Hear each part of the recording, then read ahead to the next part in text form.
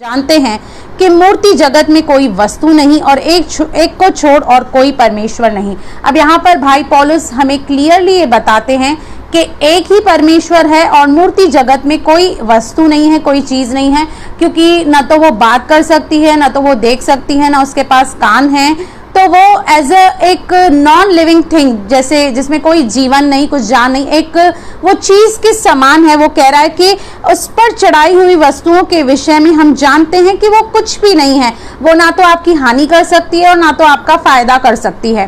पर क्योंकि हम ऐसे बैकग्राउंड से आते हैं जहां पर बचपन से लेकर हमारे अंदर बहुत सारे डर डाले गए,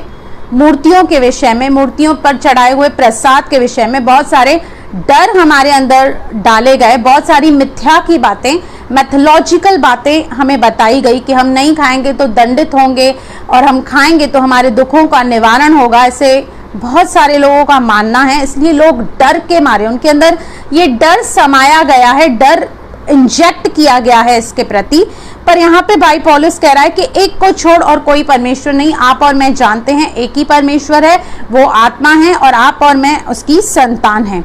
और आगे कहता है, यद्यपि आकाश में और पृथ्वी में बहुत से ईश्वर कहलाते हैं, जैसे कि बहुत से ईश्वर और बहुत से प्रभु हैं। अब यहाँ पर ये वो नहीं कह रहा है कि दुनिया में बहुत सारे परमेश्वर या ईश्वर हैं, इस बात को एंडोर्स नहीं कर रहा है, पर कह रहा है कि इस दुनिया में लोगों ने अपने लिए बहुत सारे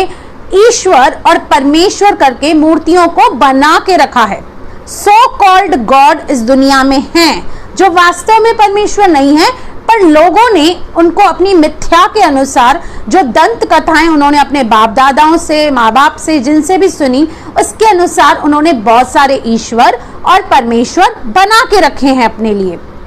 तो भी हमारे लिए तो एक ही परमेश्वर है, क्योंकि आप और मैं बाइबल के जानकार हैं, हम वचन को पढ़ते हैं, समझते हैं, और हमें परमेश्वर ने अपने वचन के द्वारा यही प्रकट किया है कि एक ही परमेश्वर है, अर्थात पिता, जिसकी ओर से सब वस्तुएं, जो भी आपको देखी अनदेखी जो भी वस्तुएं आपके आसपास हैं, जो आपको दिख रही हैं, वो केवल और केवल एकमात्र एक ही परमेश्वर के द्वारा है और हम उसी के लिए हैं। और एक ही प्रभु है, अर्थात यीशु मसीह, जिसके द्वारा सब वस्तुएं हुई और हम भी उसी के द्वारा हैं।